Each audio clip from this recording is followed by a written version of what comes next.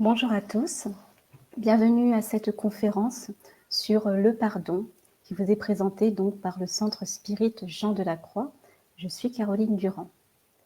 La conférence qui va suivre a pour objectif de vous présenter les enseignements qu'apporte la philosophie spirit sur la question du pardon et de sa nécessité pour notre bien-être moral, spirituel et physique. Elle durera environ 45 minutes. N'hésitez pas à poser vos questions en commentaire. Les réponses y seront apportées à la fin de ce direct, lorsque le direct sera terminé. Alors pardonner, le pardon, ce n'est pas facile, on le sait tous. On a tendance à se dire qu'après le mal qui nous a été fait, non, c'est pas possible. Ou alors on essaye, mais c'est vraiment trop dur. Et pourtant, pour celui qui a réussi, ne serait-ce qu'une fois à pardonner, ça a été un bien-être, une amélioration de sa vie. Alors, selon la définition du dictionnaire français, pardonner, c'est l'oubli des fautes et des torts qui ont été commis par autrui. Avant de voir ensemble ce que nous en dit la philosophie spirit, je vous en propose une brève définition.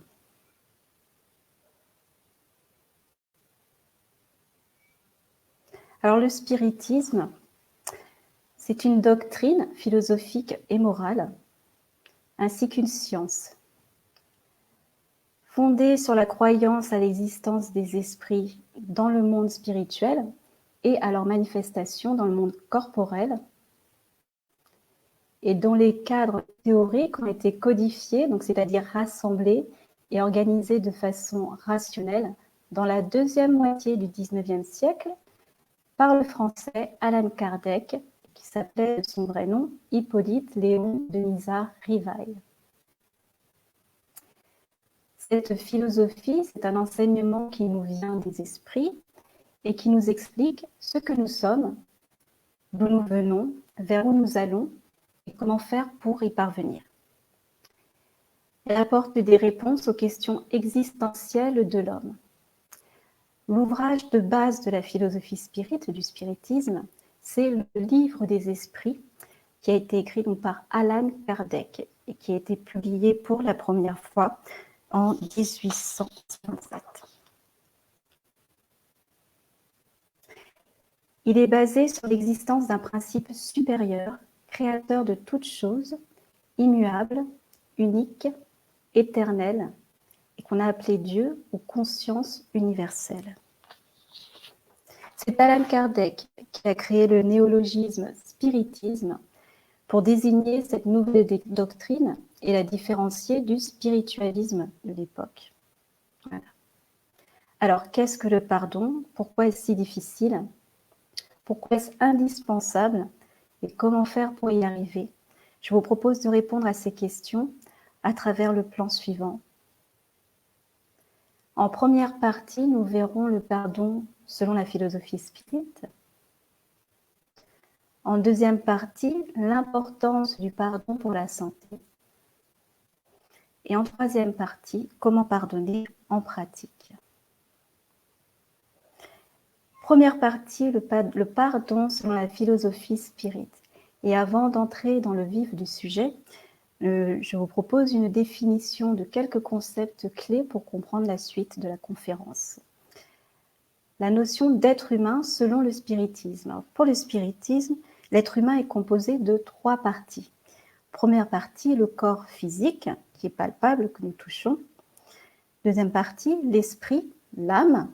Donc pour le spiritisme, l'esprit est l'être intelligent en qui réside la pensée, la volonté, les sentiments et le sens moral. Il est immortel, c'est-à-dire qu'il n'est pas sujet à la mort, contrairement au corps physique.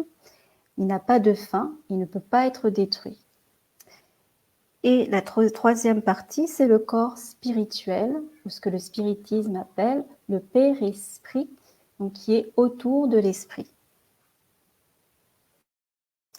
Donc ce père-esprit est un organisme fluidique qui est semi-matériel et qui enveloppe l'esprit, dont il n'est jamais séparé, que ce soit pendant son union avec le corps, donc c'est-à-dire pendant l'existence, avant la mort, ou que ce soit à l'état spirituel, et donc c'est-à-dire après la mort.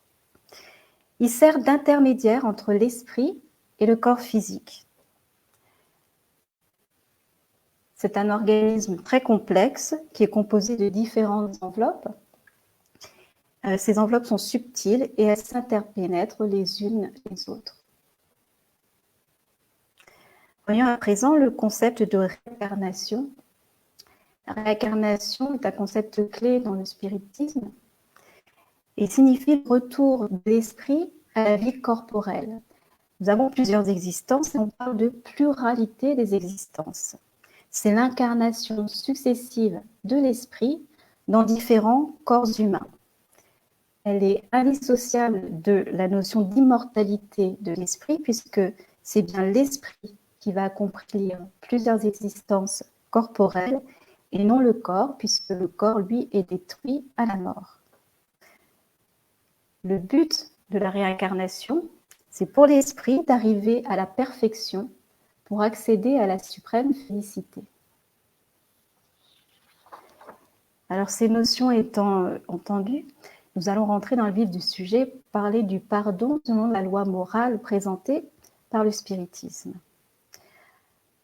Avant de commencer, il faut comprendre que pour le spiritisme, Jésus était un pur esprit, c'est-à-dire que c'était un esprit qui était arrivé à la fin de son cycle de réincarnation et qu'il s'était tout de même incarné sur terre par amour pour Dieu et par compassion pour ses frères et sœurs en humanité, afin d'accomplir une mission d'origine divine. C'était celle d'apporter la consolation et de donner l'exemple des qualités morales qui sont attendues des hommes sur terre pour atteindre la perfection relative. C'est aujourd'hui son esprit qui préside à l'établissement du spiritisme sur terre. Les enseignements de Jésus ont pu être expliqués grâce à la clé qu'en donne le spiritisme dans l'ouvrage Selon le spiritisme, l'Évangile selon le spiritisme d'Allan Kardec, qui a été publié pour la première fois en 1864. C'est un ouvrage qui reprend les maximes morales des évangiles et qui en donne la clé grâce à de multiples communications qui traitaient les différents sujets moraux qui ont été reçus de par le monde. Elles sont aussi expliquées dans le Livre des Esprits, dans sa partie Livre 3, intitulée Les lois morales, où sont développées les 10 lois divines morales qu'il est nécessaire à l'esprit de comprendre et de mettre en pratique pour être plus heureux, plus serein, car par elles, il vibre en harmonie avec le principe supérieur qui l'a créé et qui est amour, c'est-à-dire Dieu, la conscience universelle. Dans l'Évangile selon le spiritisme, le pardon est traité dans le chapitre 10, Bienheureux ceux qui sont miséricordieux, et le chapitre 12, Aimez vos ennemis. À la lecture de ces chapitres, on comprend que le pardon est une conséquence de la loi de charité et d'amour, la loi la plus importante des lois morales parce qu'elle les résume toutes. Dans ce chapitre 10, nous trouvons un extrait de l'Évangile selon saint Matthieu, chapitre 5, verset 7, où il est dit « Bienheureux ceux qui sont miséricordieux, parce qu'ils obtiendront eux-mêmes miséricorde ». Dans ce chapitre, on nous explique que la miséricorde est le complément de la douceur, que c'est l'oubli et le pardon du mal que l'on nous a fait, et qu'elle s'oppose à la haine et à la rancune. Extrait de l'Évangile, selon le spiritisme, la haine et la rancune dénotent une âme sans élévation ni grandeur, l'oubli des offenses est le propre d'une âme élevée. Ce que cela veut dire, c'est qu'il y a une grande différence d'évolution entre ces deux types d'âmes. Par la haine et par la rancune, on va souffrir de l'anxiété et de la susceptibilité, alors que par le pardon, on va gagner le calme et la douceur. Il faut plusieurs incarnations avant de savoir véritablement pardonner d'emblée. Et c'est pourquoi il est si difficile à notre niveau d'y parvenir. Alors, que pouvons-nous faire aujourd'hui à notre niveau d'évolution morale? Eh bien, c'est cheminer pour y parvenir. Dans le chapitre 12, « Aimez vos ennemis », on trouve la parabole suivante, dans l'évangile selon saint Matthieu, chapitre 6, verset 20. « Vous avez appris qu'il a été dit, vous aimerez votre prochain et vous haïrez vos ennemis. Et moi, je vous dis, aimez vos ennemis. Faites du bien à ceux qui vous haïssent et priez pour ceux qui vous persécutent et vous calomnient. » Dans ce chapitre, on nous explique qu'il n'est pas possible d'aimer nos ennemis comme on aime un ami ou un parent. Que les ressentis à l'approche d'une personne en qui l'on sent que l'on ne peut avoir confiance provient de la loi physique, de l'assimilation et de la répulsion des fluides par laquelle, je cite, « la pensée malveillante dirige un courant fluidique dont l'impression est pénible, la pensée bienveillante nous enveloppe d'un effluve agréable. » Il ne nous est donc pas demandé d'aimer ces personnes comme on aimerait un ami, un frère ou une sœur, mais de n'avoir contre eux ni haine, ni rancune, ni désir de vengeance. C'est leur pardonner sans arrière-pensée et sans condition le mal qu'ils nous font. C'est n'apporter aucun obstacle à la réconciliation. C'est leur souhaiter du bien au lieu de leur souhaiter du mal. C'est se réjouir au lieu de s'affliger du bien qui leur arrive. C'est leur tendre une main secourable en cas de besoin. C'est s'abstenir en parole et en action de tout ce qui peut leur nuire. C'est enfin leur rendre en tout le bien pour le mal sans intention de les humilier. Voilà ce qui nous appartient d'essayer de faire chaque jour, un jour après l'autre. Alors pourquoi pardonner? Dans ces chapitres, nous trouvons la parabole de l'Évangile selon saint Matthieu, chapitre 6, versets 14 et 15, disant « Si vous pardonnez aux hommes les fautes qu'ils font contre vous, votre Père céleste vous pardonnera aussi vos péchés. Mais si vous ne pardonnez point aux hommes, c'est le plus grand acte de charité et d'amour qu'il soit. L'homme devant s'incarner pour développer la pratique du bien et de l'amour du prochain, lorsque l'esprit retourne au monde spirituel après la mort, il doit rendre compte de la somme du bien et de la somme du mal qu'il aura fait durant son existence. Si cet esprit a été offensé, mais qu'il n'a pas essayé de pardonner, voir s'il a mis des obstacles au pardon, ou s'il l'a pardonné, mais avec ostentation, en imposant à l'autre des conditions humiliantes, il devra en Dieu expier le bien qui n'a pas été fait et le mal qui a été fait. En revanche, pour l'esprit qui a pardonné, ou même qui aura essayé de pardonner, c'est-à-dire de manière généreuse, sans arrière-pensée, avec délicatesse, pour ménager l'amour-propre et la susceptibilité de l'autre, il lui sera tenu compte de cela pour le pardon de ses propres fautes commises envers autrui.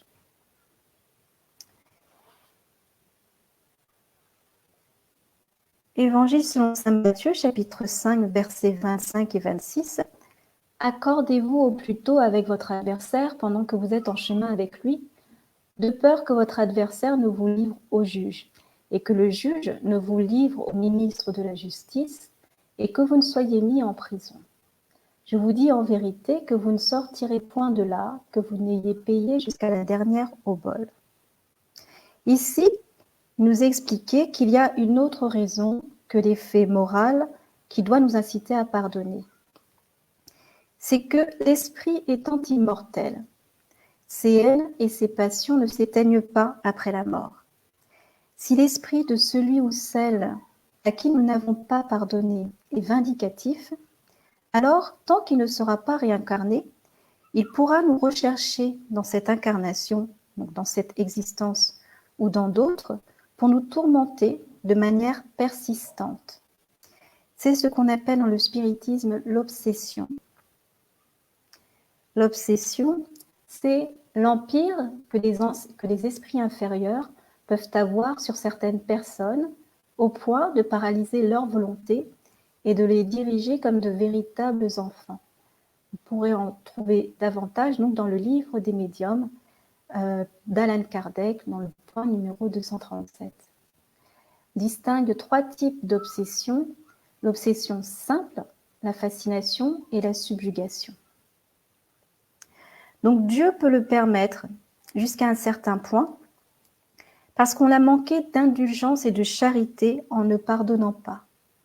C'est pourquoi il est important pour notre avenir spirituel de se réconcilier au plus tôt et de réparer le tort qui a pu être causé. Cela permet en plus de nous faire un ami de plus dans le monde spirituel qui pourra intercéder en notre faveur pour obtenir de l'aide en cas de besoin dans notre existence.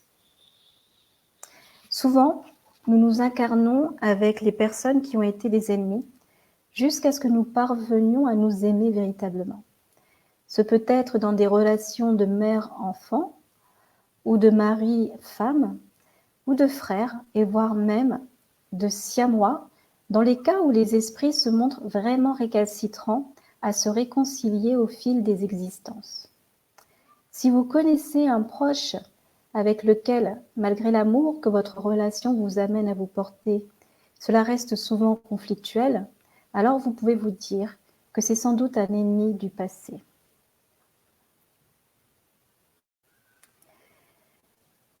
L'ouvrage Te perdono, en espagnol, et Je te pardonne en français, est le récit par l'esprit de Thérèse d'Avila, dicté au médium Amalia Domingo Soler à la fin du XIXe siècle et paru pour la première fois au début du XXe siècle, de plusieurs de ces incarnations terrestres de femmes qui lui ont permis de cheminer vers le pardon. De la lecture de ce récit, on comprend le rôle joué par l'une de ces incarnations, Iris, dans la condamnation à mort du philosophe grec Socrate, que l'esprit de celui-ci s'est incarné en tant que Jésus et que l'esprit de Thérèse d'Avila s'incarne en tant que Marie-Madeleine, incarnation où elle va commencer à œuvrer par amour pour Jésus à sa demande et pour se faire pardonner de l'interruption du travail d'amour qu'il avait commencé en tant que Socrate. Que l'esprit de Socrate lui avait pardonné dès le début, mais que les incarnations les plus marquantes de l'esprit de Thérèse d'Avila sont celles où il a cheminé vers le perfectionnement moral et que lui-même devra apprendre à pardonner à Judas, à qui elle reproche la trahison de Jésus. Et cette haine se poursuivra au-delà de la mort. L'esprit de Judas et celui de Thérèse d'Avila se retrouveront dans plusieurs incarnations pour faire taire cette haine et la transformer en amour fraternel. Je vais vous lire un extrait où l'esprit de Thérèse d'Avila raconte une de ses visions qu'elle avait dans son sommeil et où il est question de son frère Benjamin, incarnation de Judas, qu'il l'aime avec un dévouement démesuré alors qu'elle se reproche de se montrer trop ingrate à son égard.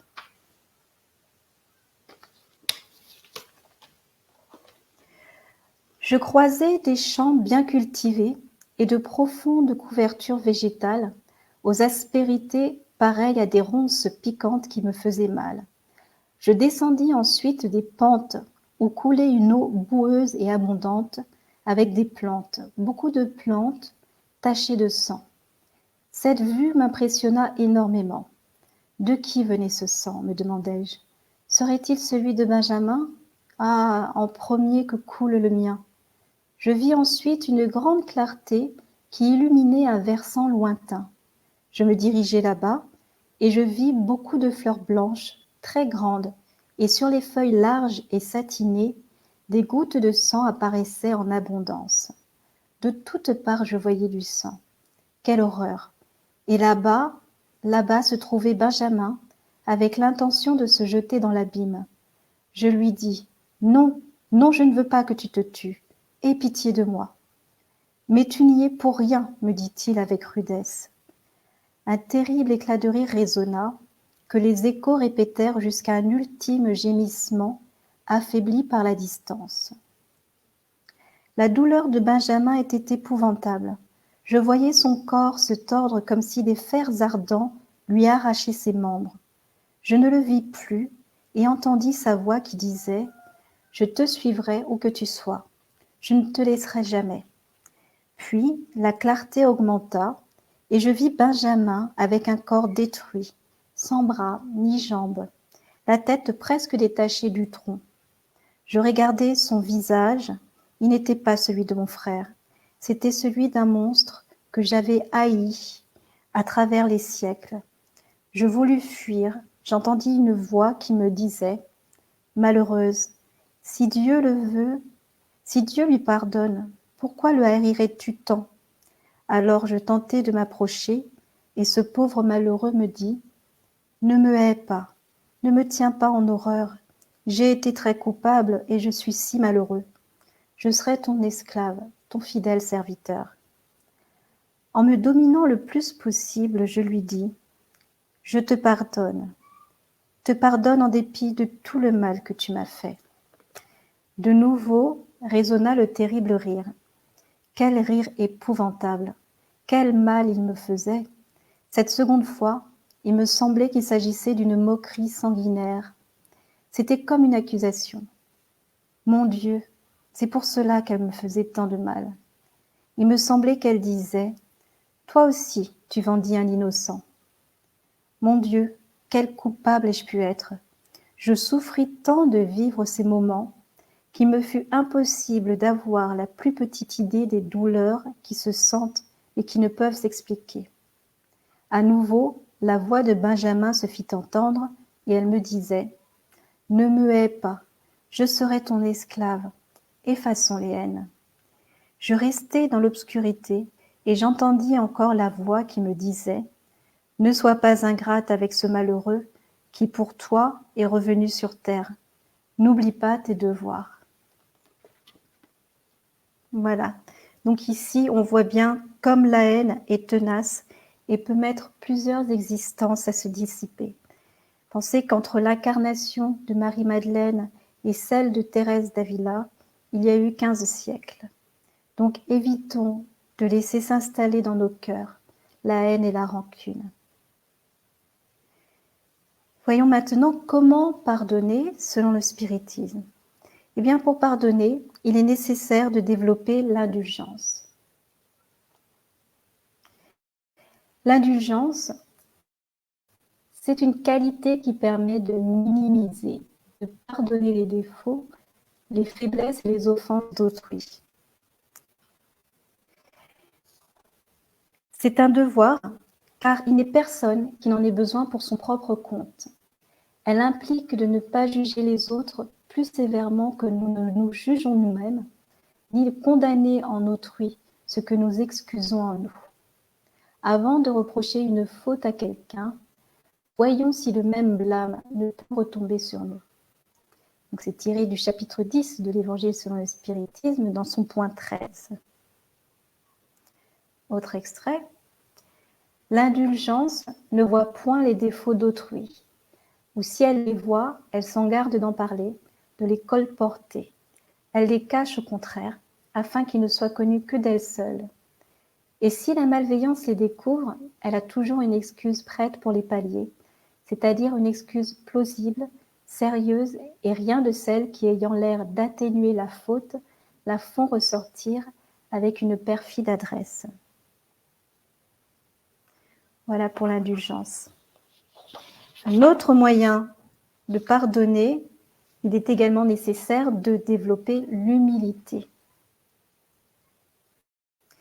L'humilité, c'est le sentiment de sa faiblesse, de son insuffisance, de ses limites, qui pousse à s'abaisser volontairement en réprimant en soi tout mouvement d'orgueil.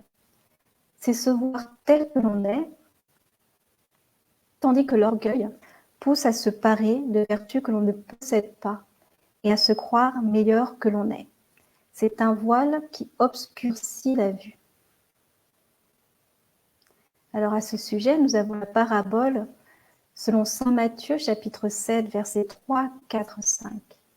Pourquoi voyez-vous une paille dans l'œil de votre frère, vous qui ne voyez pas une poutre dans l'œil?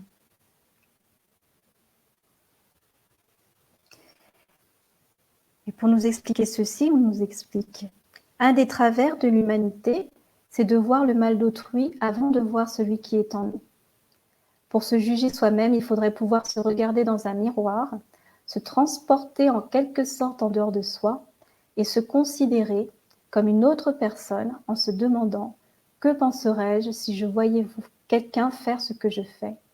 C'est incontestablement l'orgueil qui porte l'homme à se dissimuler ses propres défauts, au moral comme au physique. En d'autres termes, cela nous invite à éviter de juger l'autre, puisque nous avons aussi besoin d'indulgence et d'être pardonnés. Donc, comme de petits enfants, nous devons réapprendre à reconnaître nos propres défauts, nos propres fautes, afin de nous pacifier et de lâcher prise. Voyons maintenant la deuxième partie, l'importance du pardon pour la santé. Alors, l'Organisation mondiale de la santé donne cette définition de la santé. C'est un état de complet bien-être physique, mental et social et ne consiste pas seulement en une absence de maladie ou d'infirmité. Cette définition montre que cela ne concerne pas uniquement le corps physique, ce qui est conforme à la vision spirite. Et pour comprendre cela, il est utile de comprendre le mécanisme de la pensée et son impact sur notre esprit. Pour cela, je vais vous présenter deux docteurs qui ont travaillé sur le sujet. Le docteur Marlène Nobré était un médecin, gynécologue et cancérologue spirit brésilien. Elle fut la présidente de l'association Médico-Spirit du Brésil et est décédée en 2015. Elle a écrit de nombreux ouvrages qui ont été basés notamment sur l'étude de la pensée, de la volonté et l'action magnétique des fluides comme un outil précieux pour comprendre les mécanismes de réparation du corps spirituel et de guérison du corps physique. Dans son ouvrage « Les masques de l'obsession », elle aborde l'étude de la pensée dans sa deuxième partie intitulée « Éléments d'étude de la pensée ». Le docteur Andrei Moreira est un médecin homéopathe spirit brésilien qui a publié l'ouvrage « Guérison et auto-guérison, une vision médico-spirit » qu'il a présenté lors de conférences du même nom. Voyons ce que nous pouvons retenir de ces deux ouvrages sur le sujet de l'action de la pensée sur le Père-Esprit. Alors, qu'est-ce que la pensée? Eh bien, le spiritisme nous enseigne que la pensée, c'est une vibration émise par l'esprit et qui est transmise par le fluide cosmique universel. C'est une force créatrice. Ce que nous pensons, nous le créons. Dans l'ouvrage « Les masques de l'obsession », Marlène Nobré en parle comme d'un fluide vivant, multiforme, ardent et inépuisable qui naît de notre âme, mais aussi comme étant de la matière mentale. Comment se manifeste cette pensée? Pour le spiritisme, les pensées émises produisent des formes, des images qui s'impriment dans la matière subtile du père-esprit et qui vont l'alourdir ou l'éthériser. Ainsi, la nature des pensées va façonner l'esprit et le père-esprit. Par conséquent, l'évolution morale suppose la discipline des pensées. Le docteur Andrei Moreira explique l'impact de nos pensées sur les différents corps subtils du père-esprit. Pour le corps vital, les formes pensées sont le résultat de nos actions et de nos pensées qui, si elles sont nourries par des sentiments négatifs, comme la colère, la haine ou la rancune, se traduisent par des fluides majoritairement négatifs. Ces fluides vont contaminer le corps physique et vont donner lieu à des symptômes. Le corps astral, lui, est celui dans lequel s'imprime l'émotionnel.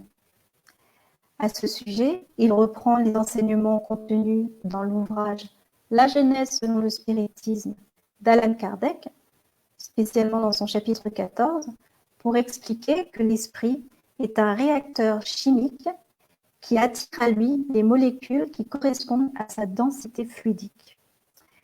Donc, si les vibrations émises par nos pensées sont courtes, c'est-à-dire si ces pensées sont positives, il attirera les molécules les plus pures. Si au contraire elles sont longues, donc si les pensées sont négatives, il attirera les molécules plus denses. Donc, notre corps astral sera l'expression de nos pensées et de nos sentiments. À propos du corps mental, il explique que la pensée vient de l'esprit et passe par tous les corps spirituels et agit sur le corps physique par le biais de la glande pinéale au centre de notre cerveau et à travers tout le corps. Donc la pensée contrôle les substances du corps et le fonctionnement des cellules. Donc on comprend par là comment le fait de ne pas pardonner peut influencer notre santé et à quel point il est important de nous attacher à nous défaire de tout sentiment négatif, tel que la colère, la haine ou la rancune.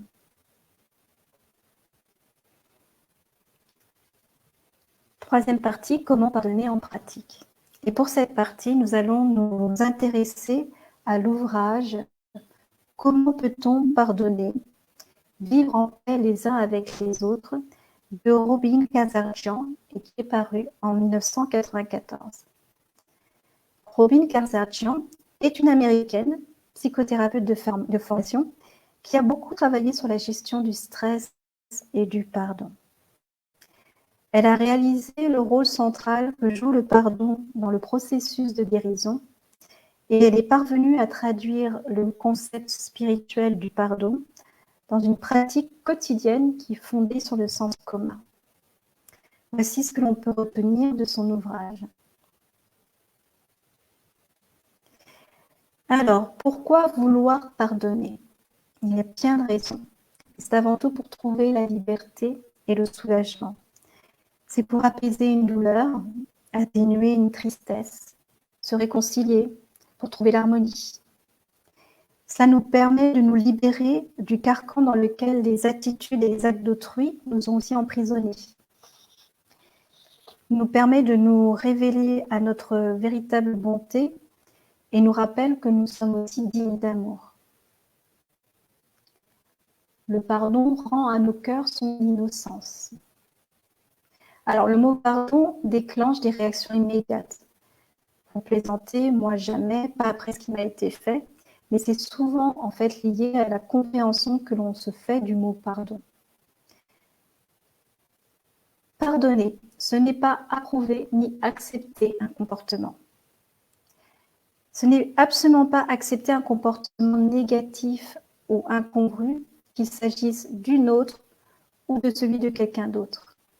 Les mauvais traitements, la violence, l'agressivité, la trahison, la malhonnêteté sont totalement inacceptables. On peut désapprouver un comportement et pardonner. Et de même, pardonner n'empêche pas de prendre des mesures pour remédier à la situation ou pour se protéger et protéger nos droits. Pardonner, ce n'est pas dénier ou réprimer de la colère ou du ressentiment. Le vrai pardon ne peut être offert si la colère et le ressentiment sont déniés ou ignorés.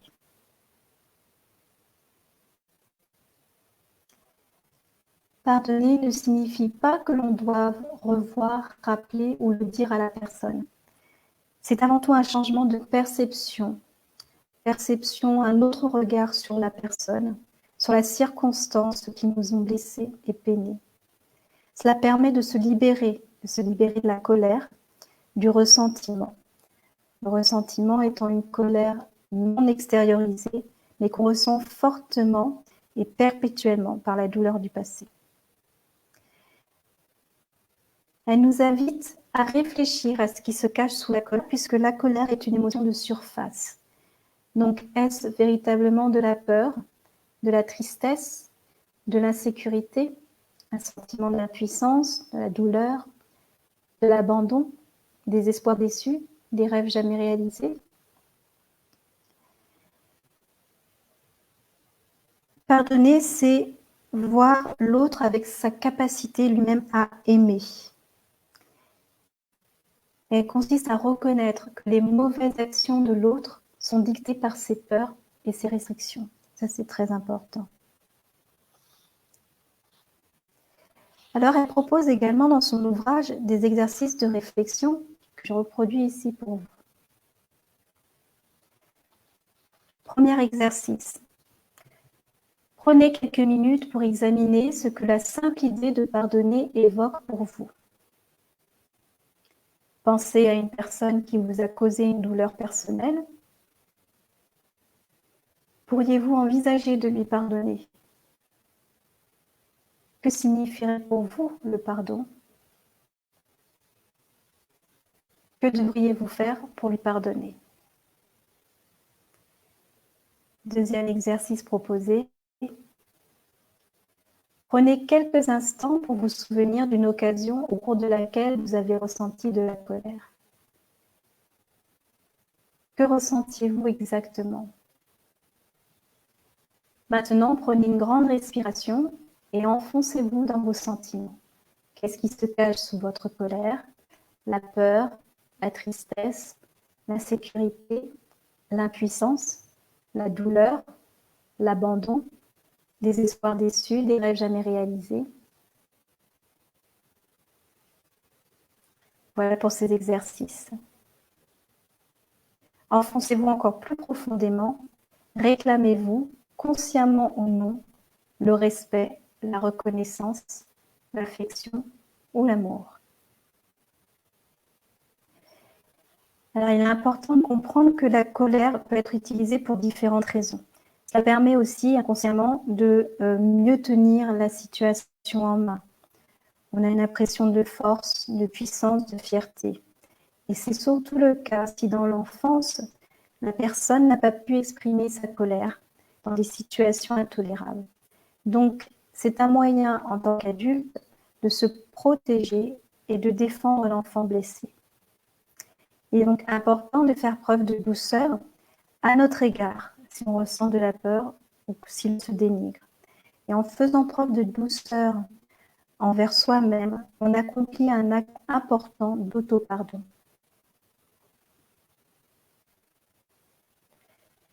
Pardonner, c'est une attitude. C'est une attitude par laquelle nous assumons la responsabilité de nos perceptions, parce que nous comprenons qu'elles sont un choix et non un fait objectif.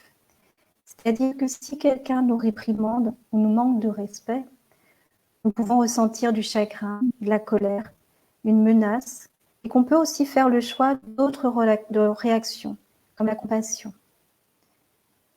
En pardonnant, on apprend à reconnaître l'enfant blessé, le conditionnement passé et l'appel à l'aide. Pardonner est un long processus. C'est en fait élargir et approfondir notre angle de vision pour en fait arriver vers plus de compassion envers nous-mêmes et envers autrui. Cela permet l'atténuation de l'emprise de l'ego sur soi pour arriver à un sentiment de joie, de quiétude, d'amour et de libération. Le pardon, c'est un mode de vie qui va nous transformer peu à peu. De victimes des circonstances, nous allons devenir les créateurs puissants et aimants de notre réalité.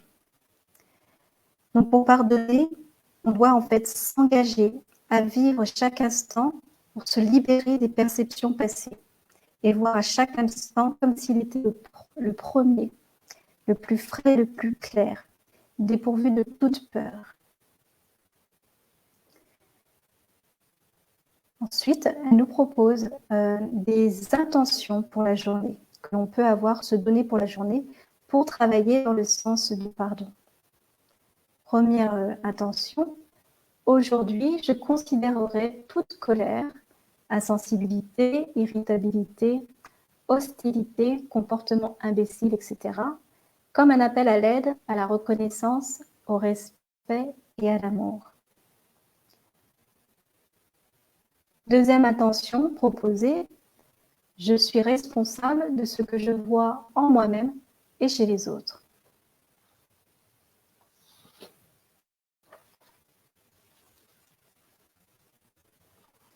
Conclusion.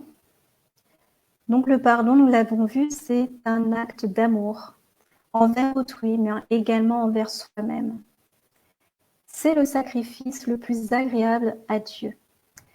Dans l'Évangile selon le spiritisme, chapitre 10, le point 8, il nous est dit « Lorsque Jésus dit « Allez vous réconcilier avec votre frère avant de présenter votre offrande à l'autel », il enseigne que le sacrifice le plus agréable au Seigneur est celui de son propre ressentiment.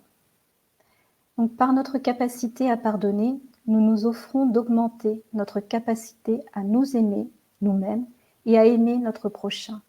Et c'est là le début de la véritable félicité. C'est un long processus que nous sommes invités à mettre en œuvre pour notre plus grand bien. Voilà, c'est la fin de cette conférence. Je vous présente ici la bibliographie sommaire, donc les ouvrages qui ont été cités. Donc l'Évangile selon le spiritisme, Alain Kardec en 1864. Le livre des esprits en 1857. Je te pardonne en français, d'Amalia Domingo Soler. Les masques de l'obsession, une étude de l'œuvre d'André Louis de Marlène Dobré. Guérison et auto-guérison du docteur André Morera.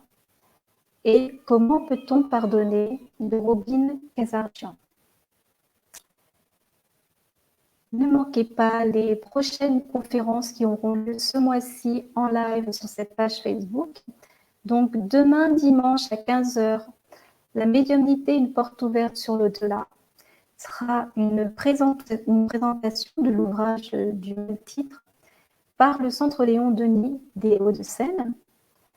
Le dimanche 17 mai, toujours à 15h, Comment résoudre un dilemme moral, qui sera présenté par le Centre Allan Kardec de Rambouillet.